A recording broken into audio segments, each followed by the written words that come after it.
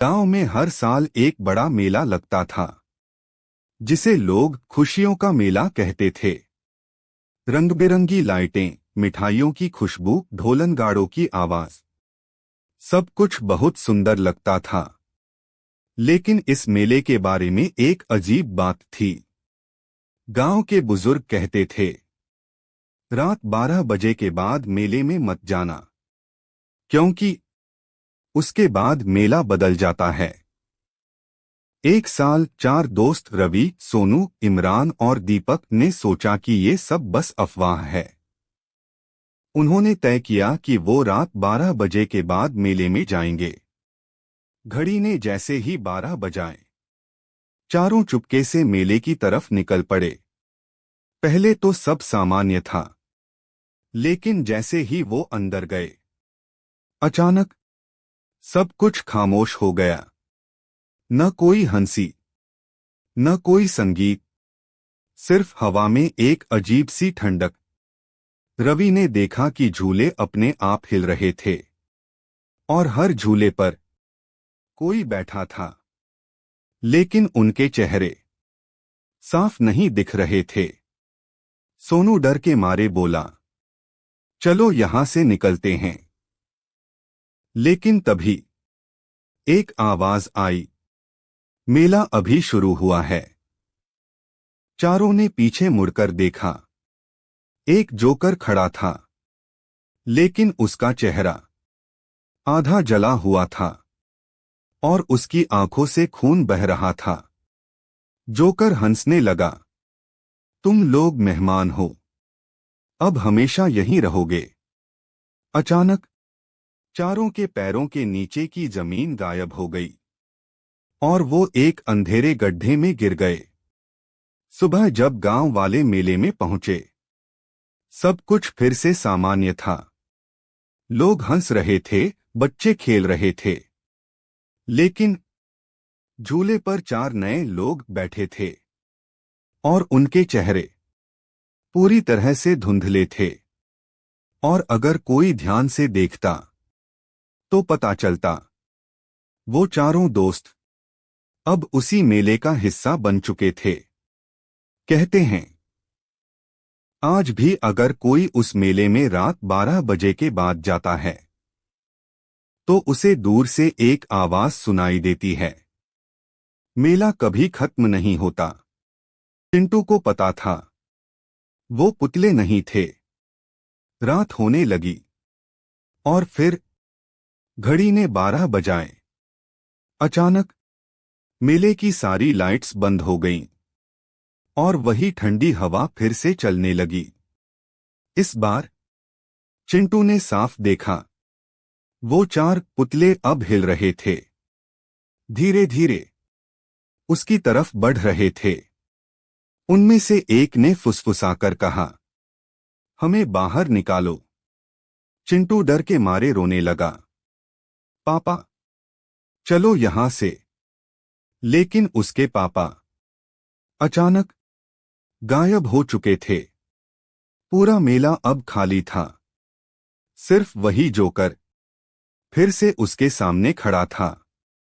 Joker मुस्कुराया, हर साल हमें नए मेहमान चाहिए।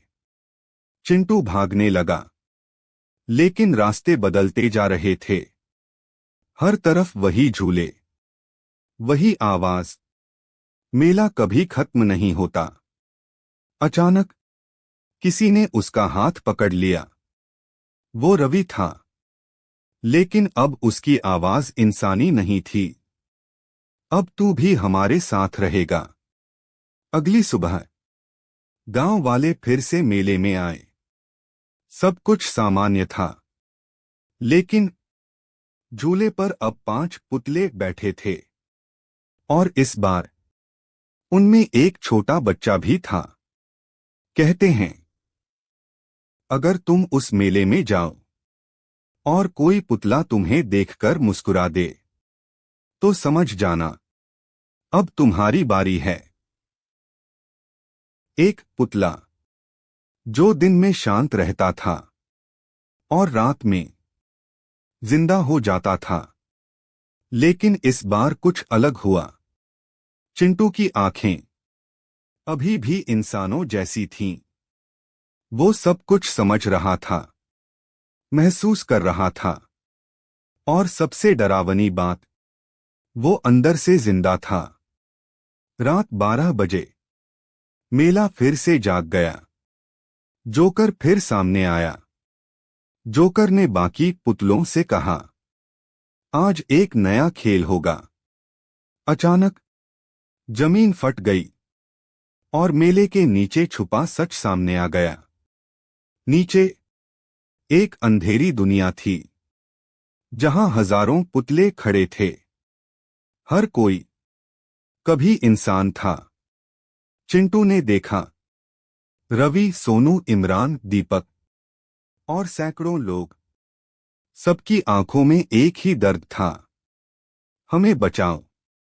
चिंटू ने हिम्मत करके जोकर से पूछा, तू हमें यहां क्यों रखता है?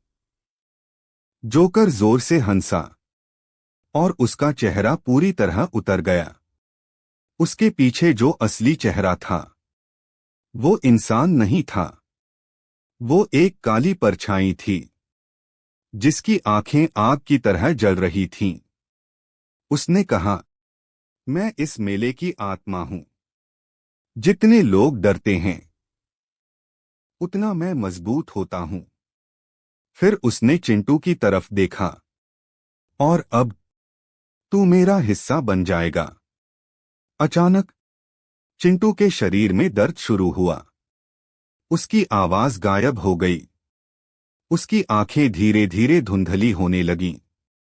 और फिर वो भी एक पुतला बन गया। अगले दिन गांव में खबर फैली, चिंटू कहीं गायब हो गया। लेकिन सच सिर्फ मेले को पता था। अब उस मेले में एक जोकर है और हजारों पुतले, जो हर रात जिंदा हो जाते हैं। लेकिन सबसे डरावनी बात यह है, कहते हैं वो मेला हर साल एक नई जगह पर लगता है। और अब वो तुम्हारे शहर के पास आने वाला है। अगर तुम्हें रात में दूर से ढोल की आवाज सुनाई दे और रंग-बिरंगी लाइटें दिखें, तो याद रखना, उस मेले में मत जाना। क्योंकि एक बार अंदर गए तो फिर कभी बाहर नहीं आ पाओगे।